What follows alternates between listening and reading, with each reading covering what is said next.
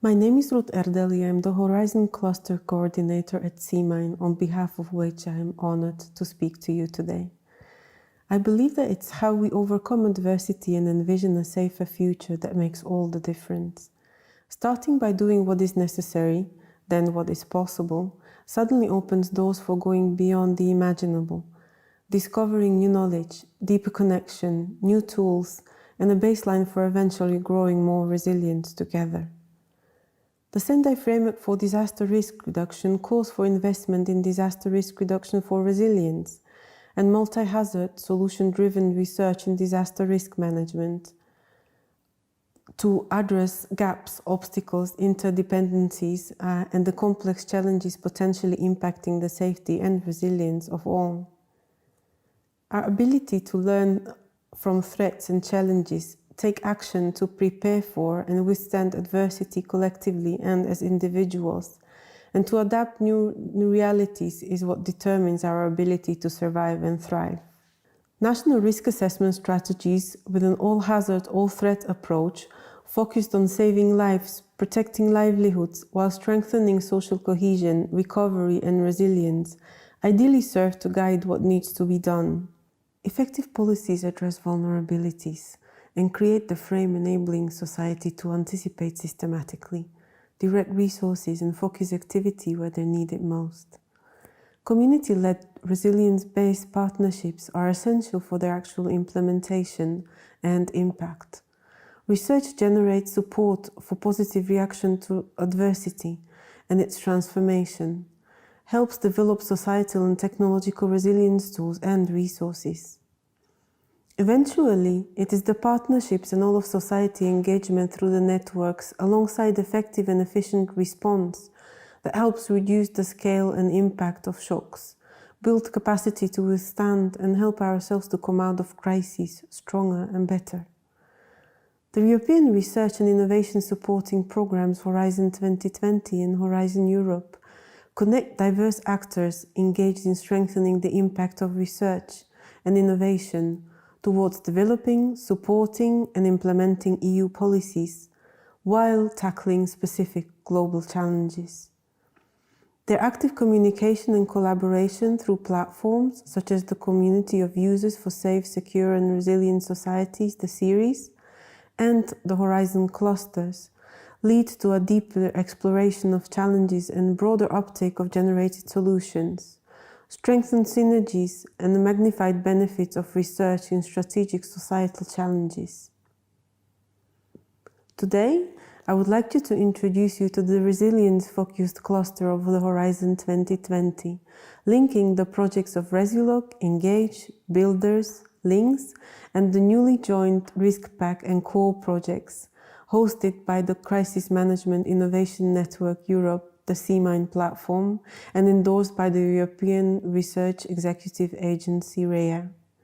It was launched to enable the involved project teams to cooperate more closely with other resilience-focused projects, engage in open dialogue and joint cooperation, creating a baseline for closer interaction, build upon synergies, and generation of added value collaborations. Working together, we learned that clusters as research community platforms simplify communication exchange, mandate cooperation, and calibrate joint efforts.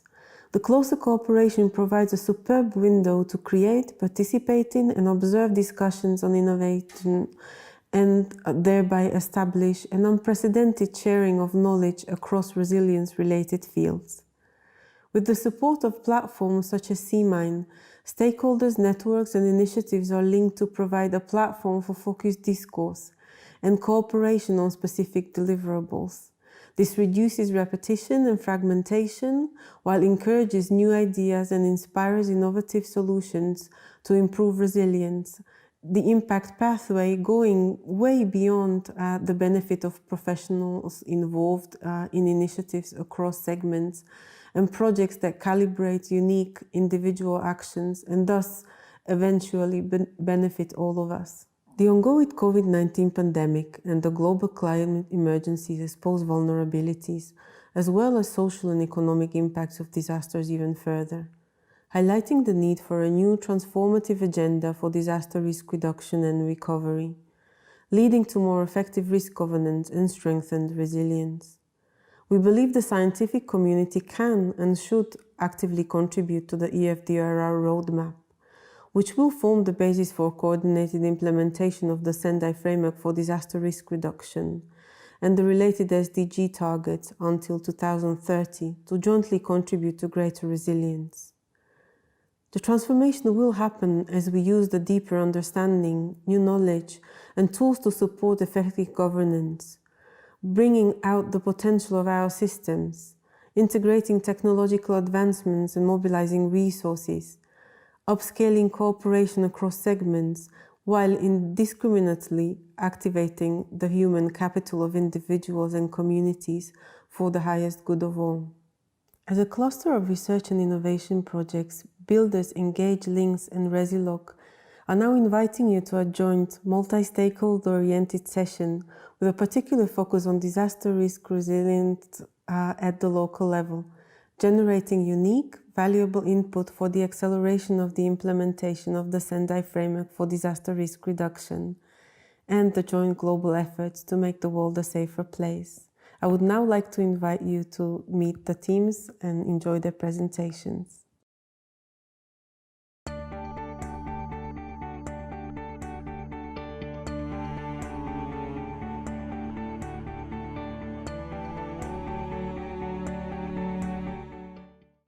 Hello, my name is Jan Verlin and I'm a researcher at the École Normale Supérieure in Paris, and as such I am part of the Engage project. What I would like to do very briefly today is to present you Engage and its approach to disaster risk reduction. Its aim is to amplify society's inherent resilience through better involving citizens in disaster management.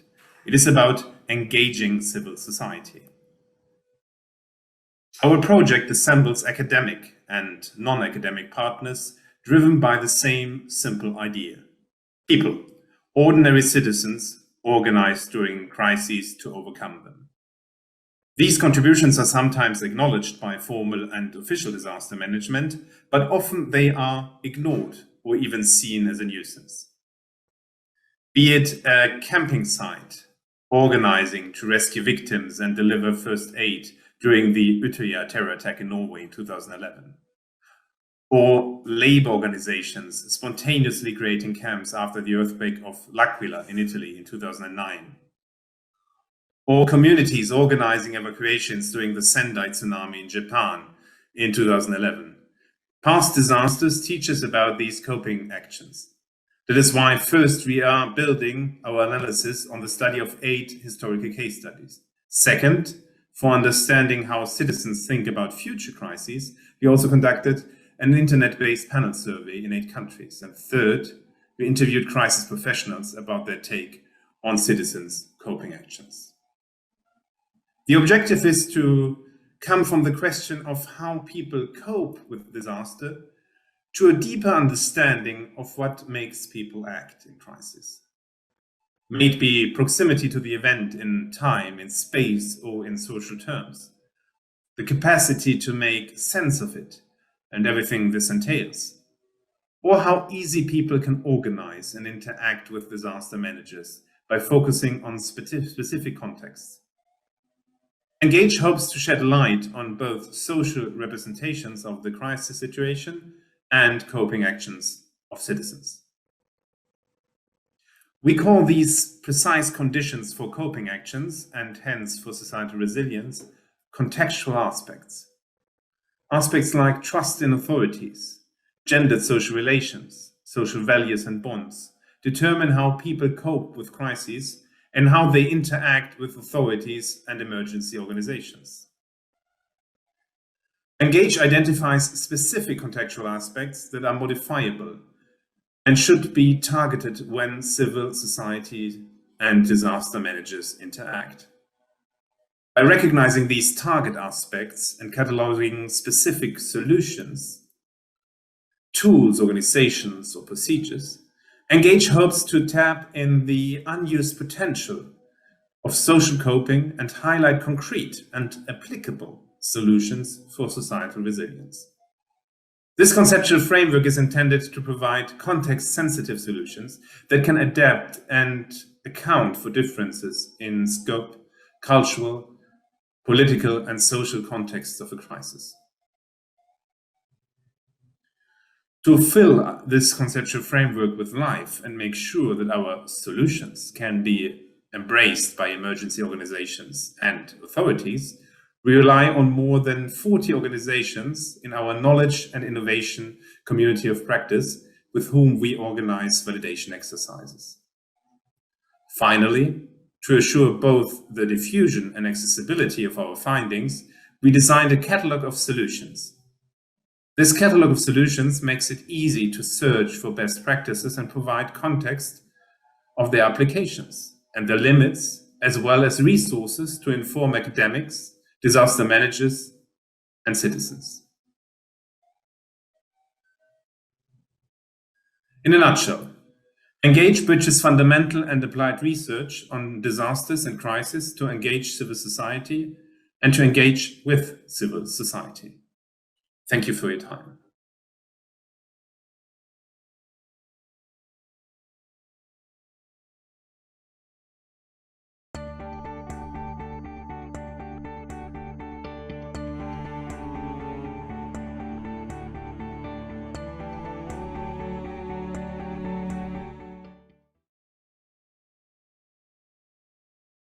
My name is Anne Nielsen, and I'm from the University of Copenhagen, where I work as a postdoc on the Lynx project. Lynx stands for Strengthening Links Between Technology and Society for Improved European Disaster Resilience. It strives to improve learning on the use of social media and crowdsourcing in disasters. The project thus speaks directly to the Sendai Framework's goal on promoting and enhancing technology transfer and enhancing and strengthening the utilization of social media, big data, and mobile phone networks to support regional and national measures for successful disaster risk governance. In the Lynx project, we have a particular focus on social media and crowdsourcing, as these technologies are increasingly used across the globe to enhance efficiency and inclusiveness in disaster risk governance. Think of the 2010 Haiti earthquake, where the introduction of crowdsourced maps supported the disaster response for the international humanitarian community by efficiently mapping crisis information such as the damage, needs, locations, and security conditions on the open source platform Ushahidi. This is an example of how social media and crowdsourcing platforms play a crucial role in disaster governance and speaks to the importance of an increased understanding of how we harvest their potentials, but also deal with the negative consequences, such as the spreading of fake news. In Lynx, the exploration of these interactions between technology and society is done across 3 knowledge domains. The first knowledge domain centers around people and looks at how people's risk perception and vulnerabilities are affected by social media and crowdsourcing in disasters. The second knowledge domain centers around institutions and how disaster management processes are challenged or optimized by using social media and crowdsourcing in disasters. The third knowledge domain looks at disaster community technologies and provides an in-depth understanding of existing tools and technologies. Resilience thus depends on healthy and well-functioning interactions between 3 central domains: institutions, people, and technology. From these knowledge domains, Lynx will develop methods, tools, and guidelines resulting in a framework. This framework is developed through interactions with relevant stakeholders, offline and in person. This participatory approach is structured around 5 practice-driven cases. Here we explore the potential and challenges of applying social media and crowdsourcing technologies in concrete practices. The cases are flooding in Denmark, drought in Germany, terrorism in Germany, earthquake in Italy, and chemical spill in the Netherlands. All cases involve key practitioners working with disaster risk management. Here at University of Copenhagen, we are responsible for the domain that relates to institutions. We explore how we can increase the capacity of disaster management organizations through the application of social media and crowdsourcing for greater efficiency and inclusiveness in their disaster risk management processes. This is done through an extensive literature review. We have identified 4 central drivers for increasing the capacity of institutions in using social media and crowdsourcing in their disaster management. The first driver is credible information and speaks to the fact that public and accurate information is crucial in disaster management. The second driver is learning. Institutions that build resilience, generate knowledge, and exchange this knowledge. The third driver is vulnerability and promote structures that include vulnerable groups. The fourth driver is decision-making processes. This speaks to basic principle of good governance and the fact that resilient institutions are institutions that include people, are transparent and efficient. These drivers together point to the great potential of using social media and crowdsourcing technologies in disaster risk governance. They also point to the clear challenges that are facing all disaster management organizations that are or want to engage these technologies in their disaster management efforts. To deal with these challenges, we suggest 2 overall moves. First, a move from a focus to technology to a focus on people. We need to ask questions on how European disaster management organizations ensure that all people are equally informed and involved in disaster management effort. We also need to ask questions about the extent to which European governments, local and national, take on an active role in using technologies when disaster strikes. The second move is a move towards a greater and more holistic understanding of disaster risk management.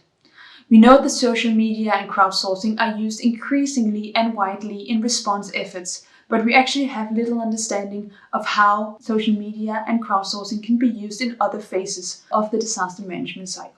For example, in prevention and long-term recovery. These are some of the questions that we will try to answer in the next steps of the Lynx project. If you would like to know more about the extensive review that we did, take a look at our new report available on the Lynx website.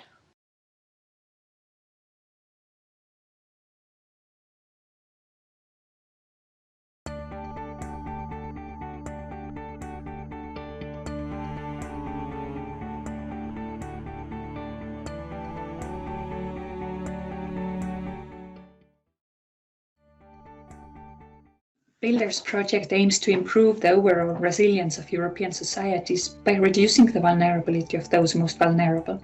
I am Kati Oru from University of Tartu, Estonia, and I introduce the Builders approach to analyzing situations when and why people become vulnerable and innovating solutions for their better involvement in disaster risk governance. According to our analysis of European crisis management systems, in most countries, measures are planned around predetermined vulnerable groups, such as elderly or individuals with chronic diseases. The vulnerability of these groups is considered given, and they are expected to be rescued. In Builders, we challenge this understanding and focus on vulnerability as situations where anyone can find himself. We argue that by focusing on hazard and situation-specific factors of vulnerability, we achieve a more realistic understanding of sources of vulnerability, which can guide in reducing these situations and empowering individuals. In our analysis of situational vulnerabilities, we focus first on those that are commonly considered to live in already vulnerable life situations. The key questions are what factors render individuals vulnerable in crisis and what factors hinder their participation in disaster risk governance. Our survey on coping with COVID-19 among more than 300 clients of care organizations, homeless and rehabilitation shelters, soup kitchens all over Europe demonstrated that the crisis uncertainties particularly aggravated the situation of psychologically fragile clients. Home walls do not protect in what can be called a psychological catastrophe. By contrast, the clients that maintained access to their social networks in rehabilitation centers fared better. Stigmatization of the homeless and migrant communities during the pandemic hindered their participation in disaster risk reduction. Care organizations' own limited capacities and neglect by the official response made it difficult to meet the tremendous surge in demand for care. A different case, chemical spill preparedness drills in Finland, revealed communicative vulnerabilities. The limited access to information and understanding is particularly problematic among the individuals with memory and neuropsychiatric disorders and intellectual disabilities. Vulnerabilities are further aggravated by disaster management staff whose poor skills in communicating with these fragile individuals. while care organizations as middlemen remain underused. Second, we focus on disasters as situations where any resident can find himself. In a survey among the survivors displaced to temporary accommodations after 3 Italian earthquakes, we saw that particularly those that lack social networks and community attachment are the most vulnerable. That displacement's poor consideration of the requirements for social environment hinder survivors from benefiting from this disaster response measure. Our expert interviews and survey of German residents that had experienced Elbe flooding and COVID-19 demonstrated that the vulnerability of a person depends on the type of a disaster and resources like time that they had available to prepare, as well as the accessibility of social support networks in particular situation. The experienced management efforts often did not sufficiently consider social diversity. By contrast, discriminatory measures created vulnerability. For example, non-transparent masks disabled speech and hearing impaired persons. As a common trait in all the studied cases, one of the root causes of vulnerability seems to be the disjointed work of disaster management and social care. The analyzed cases confirm the need to move away from the vulnerable groups-based disaster risk governance dominating in many European countries. Builders proposes a novel vulnerability analysis tool that would bring to the focus the situation-specific vulnerabilities, particularly the functioning of informal and formal societal support structures that may range from inclusion and empowerment to discrimination and stigmatization. On the other hand, the technological side of social vulnerabilities cannot be neglected. In the intersecting of these two dimensions, we find 4 key spectrums of vulnerability: individual capacities and needs and beliefs, societal support networks, the accessibility and functionality of ties with family, community, or authorities, the critical services availability and accessibility, and last but not least, the functionality of public support structures, medical, social, rescue services, and information. We suggest that analyzing these spectrums of vulnerability factors intersecting in unique ways in specific crisis situations is a crucial step towards designing well-targeted and more inclusive disaster risk reduction measures. Thank you for your attention.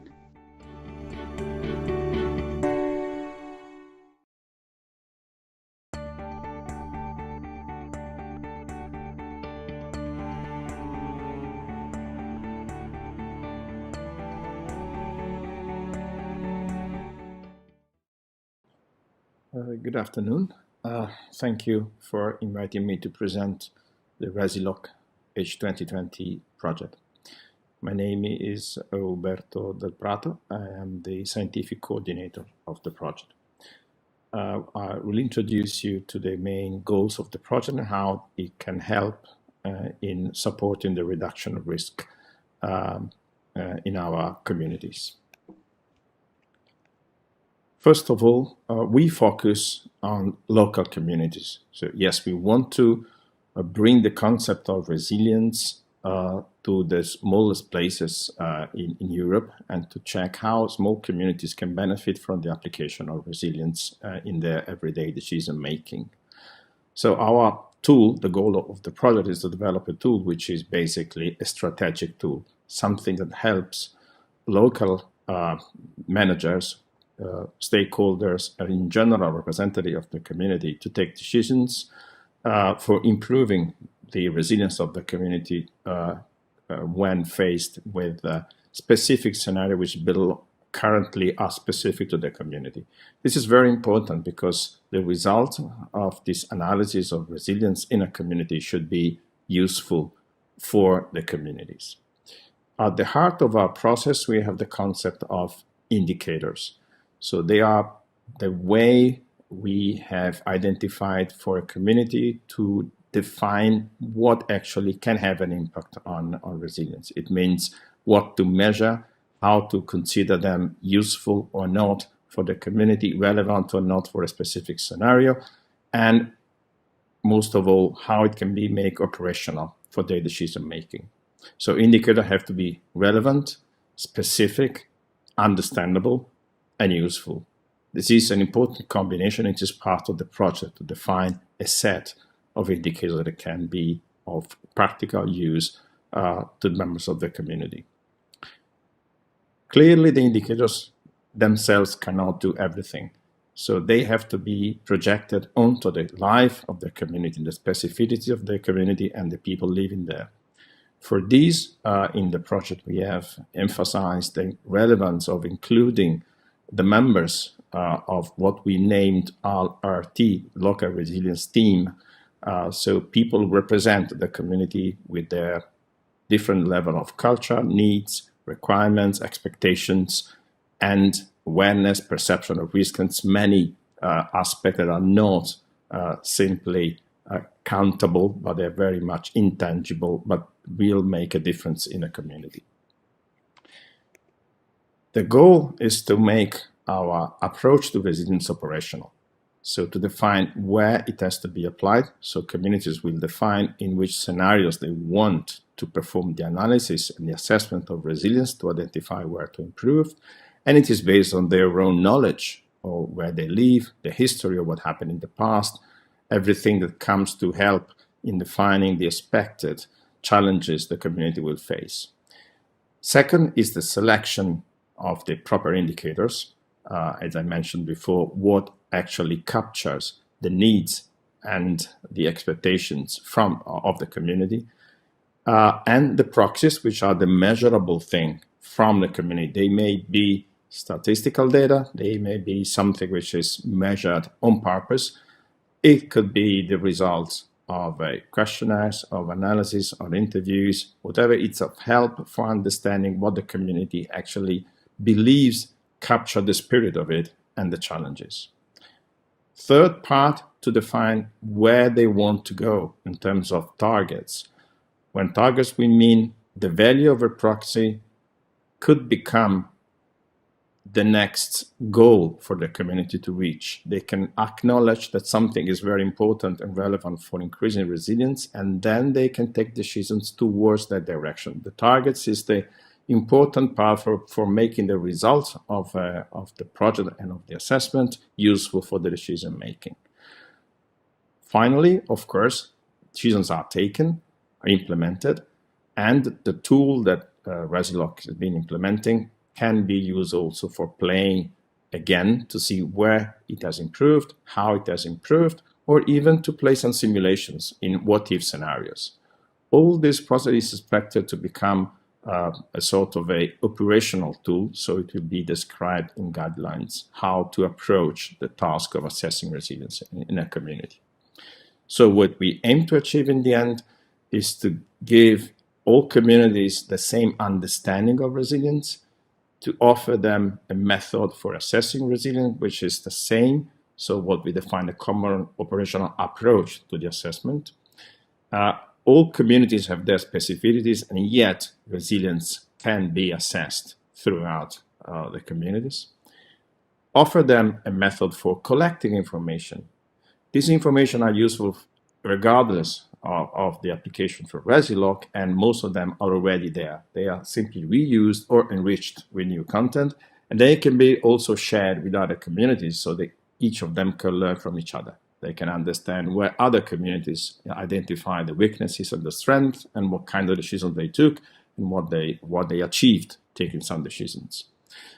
And the final part is how to create a method for evaluating the impact of decisions. If I have a complete assessment of resilience in one specific situation, I can change some of my proxies or my targets and to see how they can have an impact on resilience in practical terms. This kind of method can be, again, shared between communities to create a common understanding of what actually would happen if decisions are taken in a way. This is very much in line with empowering communities to become first actors in facing risks, in identifying strategies for reducing the risks, and it's very much in line with the ability of communities to take their decisions in an informed and participating way. So thank you for listening to this short presentation. I would be very happy to take questions or further discuss in the breakout sessions that will start soon after the end of my presentation. Thank you again, and thank you for your attention.